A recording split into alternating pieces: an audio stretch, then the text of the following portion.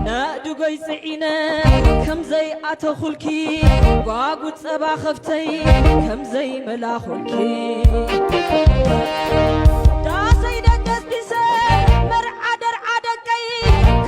ሰላም ጤና ይስጥልኝ ውድ የዊትነስ ሚዲያ አድማጭ ተመልካቾች ዛሬም እንደሁሌው እንደተለመደው ለእናንተ ወሳኝና ወቅታዊ መረጃዎችን ይዘንላችሁ መጥተናል። እናንተም እስከ ፕሮግራማችን ፍጻሜ አብራችሁ እንድትቆዩ የጋበዝን የዚህን የዩቲዩብ ቻናል ሼር፣ ላይክ፣ ሰብስክራይብ ማድረጋችሁ ከወዲሁ እንዳይረሳ እናሳስባለን። እንግዲህ በዛሬው ዕለት እየተከናወነ የነበረውን ነገር መመልከት ችለናል። በአዲስ አበባ በመስቀል አደባባይ ላይ ወጥተው የትግራይ ተወላጆች አትግደሉን እያሉ ነበረ፣ አታስገድሉንም እያሉ ነበረ፣ መኖር እንፈልጋለን እያሉ ነበረ። ልጆቻችን ወደ ጦር ግንባር አውደው እንዲሞቱብን አንፈልግም እያሉ እየተናገሩ ነበረ። የዛሬው መልእክት ለየት ያለ መልእክት ነው፣ እኔ እንደታዘብኩት ማለት ነው። ያው እንግዲህ ዛሬ ቅዳሜ ነው፣ እሁድ ላይ ስለሚለቀቅላችሁ እንግዲህ እንደ ትላንት አስቡት ማለት ነው። ስለዚህ ሲባል የትግራይ ህዝብ ዲማንድ እያደረገ ያለው እየጠየቀ እየፈለገ ያለው ሀብት ተጠቃሚነት አይደለም፣ የተለየ ፕሪቪሌጅ ለማግኘት አይደለም። የትግራይ ህዝብ እየጠየቀ ያለው አንድና አንድ ነው። እርሱ ምንድነው ብለን ስንመለከት መኖር እንፈልጋለን፣ አትግደሉን እያለ ነበር ያለው። ይሄ በህይወት መኖርና አለመኖር ደግሞ በአንድ አካል ተሰጥቶ በአንድ አካል የሚነፈቅ፣ አንድ አካል ፈቅዶ አንድ አካል የሚከለክለው አይደለም። የመኖር መብት ምንድነው ብለን ስንመለከት ዲሞክራሲያዊ መብትም አይደለም። የመኖር መብት አንድ ሰው በመሆኑ ብቻ በተፈጥሮ ያገኘው መብት ነው። ያ ሰውዬ ወደዚህ ምድር ተወልዶ ሲመጣ፣ ያቺ ልጅ ወደዚህ ምድር ተወልዳ ስትመጣ አንድ መብት እንደተሰጣት ማወቅ እንችላለን። የመጀመሪያው የመኖር መብት የሚባለው ነው። ያችሁ መብላት፣ መጠጣት፣ ሼልተር ማግኘት እሱ ቀጣይ ነው። መኖርህ ሲረጋገጥ ነው እነዚህ ሁሉ የሚገኙት ማለት ነው። ስለዚህ ሲባል የሰው ልጅ የመጀመሪያው መብቱ የመኖር መብት ነው፣ በፈጣሪ የሚሰጠው እንጂ በመንግስት በብልጽግና በህወሓት የሚሰጠው አይደለም። የትግራይ ህዝብም ዛሬ እየጠየቀ የነበረው ይህ በፈጣሪ የተሰጠው መብታችን፣ ይህ ገና ስንወለድ ያገኘነው ፕሪቪሌጅ ዛሬ ይከበርልን እያሉ ነው። አስባችሁታል? እነዚህ ሰዎች ከፈጣሪ ያገኙትን መብት ከአንድ የጦር መሪ፣ ከአንድ የጦር ጀነራል፣ ከአንድ የጦር ናፋቂ እየለመኑ ነው ያሉት።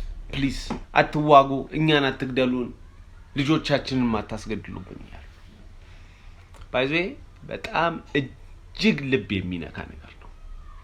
አስባችሁታል? በምስሉ ላይም ትመለከቱታላችሁ። ሰሞኑንም እየሰራውበት ስለነበር አይታችሁታል። የትግራይ እናቶች፣ የትግራይ አባቶች ተርበው የሚያጎርሳቸው አጥተው፣ እነዚህ ሰዎች በሀገራቸው ላይ ድርቅ መጥቷል። ከዛ በድርቁ ምክንያት ሰርቶ ቆፍሮ አርሶ ምግብ ፈልጎ የሚያበላቸው የለም፣ ያለችውንም የሚያጎርሳቸው የለም። በ80 እና በ90 ዓመታቸው መሬት ላይ እየተንፏቀቁ ቂጣ ጠፍጥፈው ሲበሉ ተመልክተናል። በዛ በሼልተር ካምፕ ውስጥ ማለት ነው። ይሄ ነገር ምንድነው ኮዙ ብለን ስንመለከት ምንም አይደለም። የተለየ የፖለቲካ ኢንተረስትም አይደለም። የተለየ የነፃ ማውጣት እንቅስቃሴ ስለኖር አይደለም ወደዚህ ጦርነት የተገባው። የተወሰኑ ኃይሎች ጸባጫሪ መሆን ስለፈለጉ ብቻ ነው። that's it። ከዛ ያለፈ ነገር የለም።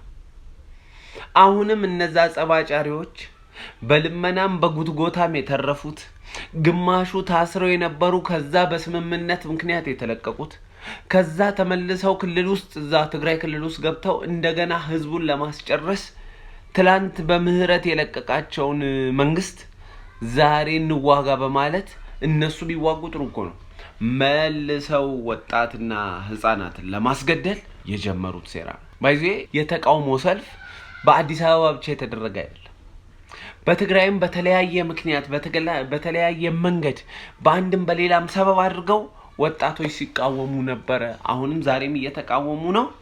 ትላንትም ሲቃወሙ ነበረ። ይሄ አሁን በምስሉ ላይ የምትመለከቱት የትግራይ ወጣቶች አንዋጋም፣ ሰላምን እንፈልጋለን፣ መሞትን አንፈልግም እያሉ አስባችሁታል? በዛ በአፈሙዝ ስር ያሉ ወጣቶች እንኳን ከአቅማቸው በላይ ስለሆነ ተቃውሟቸውን ፈንቅለው ወጥተዋል ማለት ነው።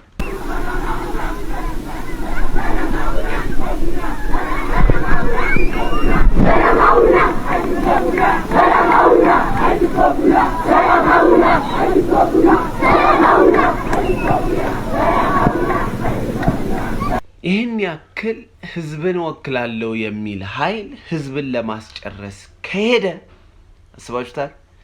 የዛ ህዝብ ጣፈንታ እድል ፈንታ ምንድነው ብለን ስንጠይቅ መጨረሻው ሞት ብቻ እንደሆነ እንመለከታለን።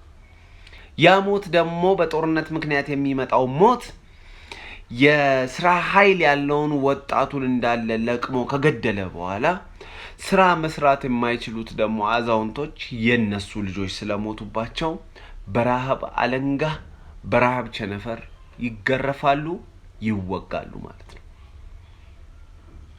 ይህን ይመስላል ያለው እውነት።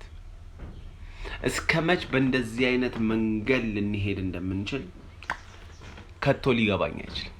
ከቶ በፍጹም። በነገራችን ላይ የአሜሪካው ምንድነው አምባሳደር ወደ ትግራይ ወደ መቀሌ ተጉዞ ነበር። ወደ መቀሌ ባደረገው ጉዞ እነሱ ለራሳቸው ፕሮፓጋንዳ ብለው በሞቅ አቀባበል ተቀብለውታል። ታደሰ ወረደን እንዳያገኙ ከልክለውታል። ከዛ በኋላ አምባሳደሩ ሲመጣ በሞቀ ፈገግታና ሰላምታ ሰላም ብለውታል። ይህንንም ደግሞ በሚዲያቸው ለቀው በልማት ጉዳይ በመናምን አውርተናል ሊሉ ነው። እንግዲህ ከአምባሳደሩ ፊት ላይ ግን የምንመለከተው ሰለቻችሁን ፊት ነው። እያያችሁት ይሄ ሰውዬ አምባሳደሩን ሄዶ ሲቀበል በሞቀ ፈገግታ እስከ ዛሬ ድረስ አሳይቶት የማያውቀውን ጥርሱን እያሳየው ሲቀበለው፣ አምባሳደሩ ግን በንቀት አይነት ሰላምታ ብሎ ፊቱን ቅጭም አድርጎ ሳይፈታ ሰላም አላቸው ሁሉንም ማለት ነው። ለምን ይመስላችኋል? አንድ ለስራ ጉብኝት አንድ ለተለያየ ጉዳይ የሄደ አምባሳደርም ይሁን የውጭ ሀገር ዜጋ ከዛ አካባቢ ክልል መንግስትም ጋር ይሁን ከሀገር መንግስት ጋር ሲገናኝ የሚያሳየው ፈገግታና ሰላምታ የይስሙላም ቢሆን የደመቀ ነው። አምባሳደሩ ግን የይስሙላ ራሱ ፊቱን ፈገግ ማድረግ ፊቱን መፍታት አልፈለገም። ምክንያቱም ሲባል ስራቸውን ጠንቅቀው ስለሚያውቁ ማለት ነው። ህወሓት ምን ይገልጧል ብላችሁ ካሰባችሁ አንድ ክፉ አባትን የሚመስል መልክ ነው ያለው። ክፉ አባት ምን አይነት ነው? ስሙ አባት ነው፣ ተግባሩ ግን ሌላ ነው። ሲገባ ልጆቹን ይቀጠቅጣል፣ ሲወጣ ከባባድ ስራ ያዛቸዋል። ያን ስራ ካልሰሩ በረሃብ ይቆላቸዋል። ለእግራቸው ጫማ የላቸውም፣ እየዳከሩ እንዲኖሩ ያደርጋቸዋል።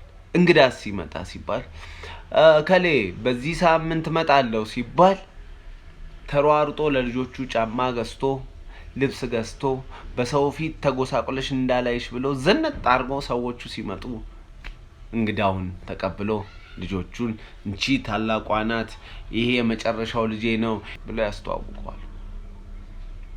የሚያየው ሰውዬ ልጆቹን እንዴት ነው አሳምሮ ያዘው፣ ደሞ ውድ ጫማን ይገዛላቸው። እውነታው ግን እንደዚህ አይደለም። ያ ሰውዬ ሞመንት ሲወጣ አባትየው ጫማቸውን ያወልቃል፣ ልብሳቸውን ያወልቃል፣ ሁሉ ነገራቸውን ይቀበላቸዋል ማለት ነው። ህወሓትም ልክ እንደዚህ ነው። ህወሓት የትግራይን ህዝብ እንግዳ መጣ ሲባል በሆይ ሆይታ እንዲቀበሉ ያደርጋል፣ ያስጨፍራል በግድ ማለት ነው። ቀጥሎ ግንባርን እንደምትባል ስለምታውቅ ትጨፍራል። ከዛ በኋላ ሲባል ለትግራይ ህዝብ የተለያየ ነገር ምልክቶችን ያደርግና ያ እንግዳ ተመልሶ ሰላሙኑ ብሎ ሲወጣ እንደገና የትግራይን ህዝብ ወደ መቀመቅና ጦርነት ያስገባል ማለት ነው። ዛሬ በአጋጣሚም ቢሆን እንዲመች ዛሬ በአጋጣሚም ቢሆን ይህንን እንድሰራላችሁ አስገድዶኛል። የትግራይ ህዝብ የራሱን መብት ሲጠይቅ በመንግስት የተሰጠው መብት ሳይሆን በፈጣሪ የተሰጠው መብት ነው። እሱም መብት የመኖር መብት ነው። በዚህ ምድር ላይ የመንቀሳቀስ መብት ነው። ይህንን ነው እንግዲህ የህወሓት ኃይሎች የነሱት ማለት ነው። በተመሳሳይ ፕሮግራም በሌላ ቪዲዮ ተመልሼ እመጣለሁ። እንግዲህ ይቅርታ ለቪዲዮ ኳሊቲ ስቱዲዮአችንን ለመስራት እየሞከርን ነው። ስቱዲዮአችንን ሰርተን ስንመጣ በብዙ አይነት መረጃዎች ወደ እናንተ እንመጣለን። የዚህን የዩቲዩብ ቻናል ሼር ላይክ ማድረጋችሁን ሰብስክራይብ ማድረጋችሁን እንዳትረሱ ከወዲሁ እናሳስባለን። እስከ ቀጣዩ ቪዲዮ ቸር እንሰንብት።